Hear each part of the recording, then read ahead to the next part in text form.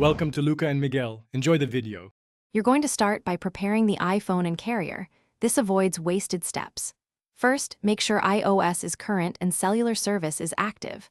Once done, open phone and tap voicemail. You should see setup prompts. Follow them to create a secure 4-6-digit password and initial greeting. After setup, restart the iPhone and place a test call to your number. This forces carrier provisioning. If the voicemail pane is empty, move on to the next stage. Now diagnose the middle steps that commonly block voicemail. Open visual voicemail and confirm messages and transcriptions appear.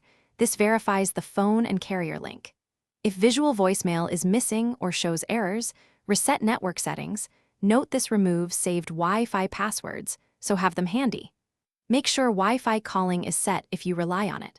Also try dialing and holding 1 to reach your carrier voicemail box directly. That confirms the carrier. Finish by personalizing and cleaning up. Record a greeting and delete old messages to free voicemail storage, and make sure notifications for phone are allowed so you get alerts. Test again with an external number.